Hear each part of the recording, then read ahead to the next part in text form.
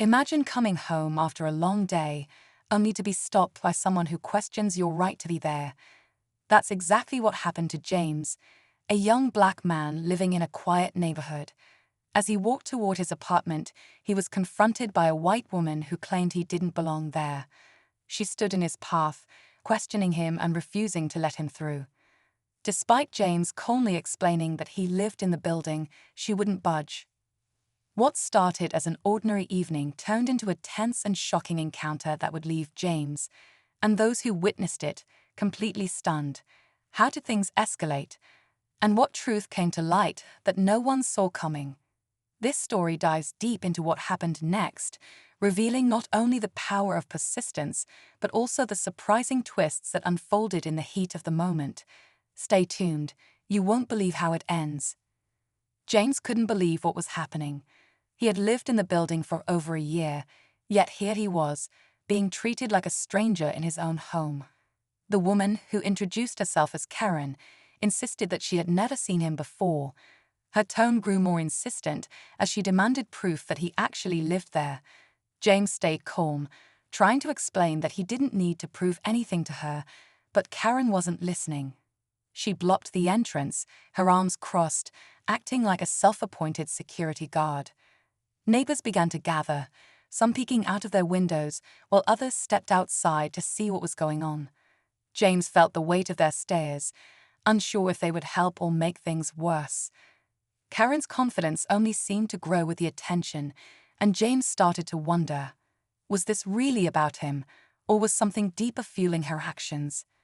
As the minutes ticked by, the situation grew more tense. James reached into his pocket to retrieve his keys, but before he could show them, Karen accused him of faking his story. "Anyone can have a key," she snapped, her voice rising. James couldn't understand why she was so determined to make him the villain. He tried appealing to the small crowd forming around them, but most people just watched in awkward silence, unsure of what to do. A delivery driver passing by paused to ask if everything was okay. James explained the situation, but Karen interrupted, claiming she was just protecting the building. The driver, clearly uncomfortable, hesitated before walking away. Meanwhile, James's frustration grew. He wondered if Karen had ever questioned anyone else like this, or if her suspicion was only directed at him. Just when it seemed like things couldn't get more absurd, a neighbor stepped forward with something unexpected to say. The neighbor, an older woman named Mrs. Green, hesitated for a moment before speaking. "I've seen him here before," she said, pointing to James. "He's lived here for a while." Her voice was calm but firm, causing a ripple of murmurs in the growing crowd. Karen turned to Mrs. Green, her expression shifting. "Are you sure?" "I've never seen him," she insisted, as if that alone justified her actions. James felt a flicker of hope, but quickly realized Karen wasn't backing down. Instead, she doubled down, claiming that Mrs. Green must be mistaken. The tension in the air was thick as more neighbors began stepping outside, drawn by the escalating scene. James could feel the weight of every pair of eyes on him, some curious, others skeptical. Then the situation took an unexpected turn. Karen pulled out her phone, claiming she would call the police to sort this out. James froze, his heart pounding. What would happen next? As Karen dialed, James took a deep breath, his voice steady but firm. "Go ahead," he said, holding up his caring.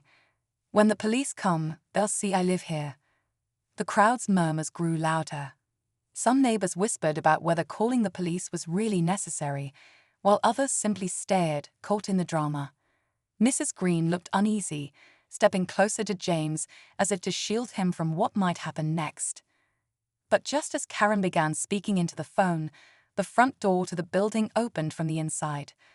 A young woman stepped out, carrying a small dog, and froze at the sight of the crowd. Her eyes landed on James, then on Karen.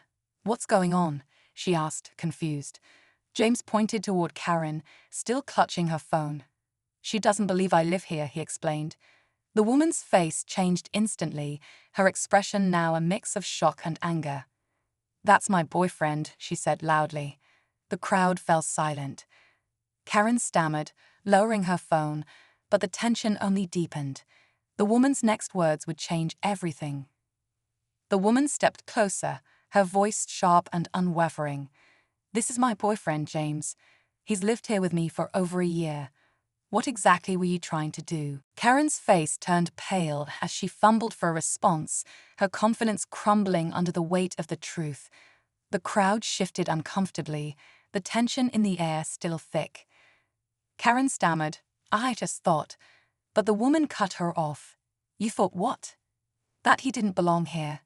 You didn't even ask any of the other neighbors before assuming the worst." The small dog barked, breaking the silence, and a few people in the crowd murmured in agreement.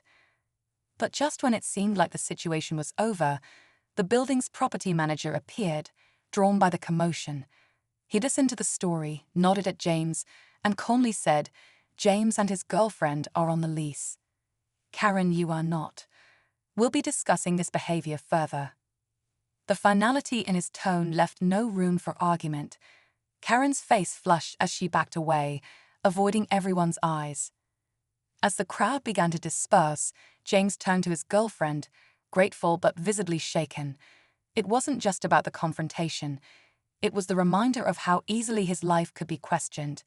In the quiet that followed, Mrs. Green leaned over and said softly, "I'm sorry you had to go through that." James nodded, appreciating her words. But even as things returned to normal, one thing was clear: this moment wouldn't be forgotten anytime soon. As the crowd finally dispersed, James and his girlfriend stepped inside their building, grateful to leave the chaos behind. The weight of what had happened lingered, but James was determined not to let it define him. "I just don't get why she felt the need to do all that," James said quietly, his voice tinged with frustration. His girlfriend squeezed his hand. "Some people jump to conclusions without thinking about the harm they cause. But you handled it with so much grace," she said, offering a reassuring smile. Later that evening, James reflected on the events. While the encounter was unsettling, it reminded him of the importance of standing firm in the face of ignorance. The support of his girlfriend and Mrs. Green gave him hope that not everyone saw the world through Karen's lens. Though the experience was challenging, James knew it sparked a conversation that needed to happen.